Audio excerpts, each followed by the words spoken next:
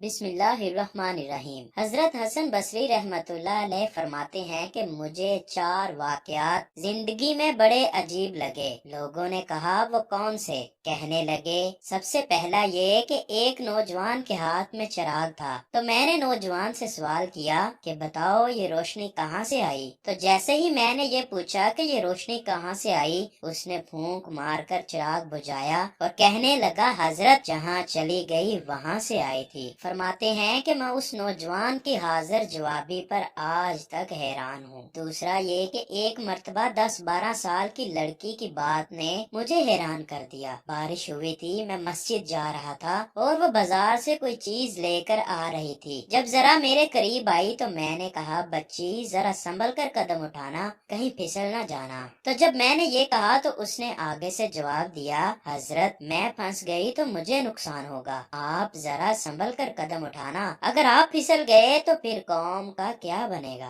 कहने लगे कि उस लड़की की बात मुझे आज तक याद है। उस लड़की ने कहा था कि आप संभल कर कदम उठाना, आप फिसल गए तो फिर कौम का क्या बनेगा। तीसरा वाकया ये है कि एक मर्तबा मैंने एक मुखन्नस को देखा। जब उसे पता चला कि मैंने उसको पहचान लिया है तो मुझे कहने लगा मेरा राज न खोलना, अल्लाह ताला क़यामत के दिन तुम्हारे राजों पर पर्दा डालेगा। चौथा वाकया जिसने मुझे हैरान किया वो ये है कि एक आदमी नमाज पढ़ रहा था। उसके सामने से एक औरत रोती हुई खुले चेहरे खुले सर के साथ गुजरी। उसने सलाम फेरा तो उस औरत पर बड़ा नाराज हुआ। कहने लगा तुझे शर्म नहीं आई? ध्यान नहीं, नंगे सर खुले चेहरे के साथ मेरे आगे से गुजर गई। मैं नमाज पढ़ रहा था। उस औरत ने पहले माफी मांगी, फिर कहने लगी देखो मेरे मियाँ ने मुझे तलाक दे दी है और मैं इस वक्त गमज़दा थी, मुझे पता ही नहीं चला कि आप नमाज पढ़ रहे हैं या नहीं। मगर हैरान इस बात पर हूँ कि मैं खावंद की मोहब्बत में इतनी गिरफ्तार कि मुझे सामने से गुजरने का पता न चला। तो तुम अल्लाह की मोहब्बत में कैसे गिरफ्तार हो कि खड़े परवरदिगार के सामने हो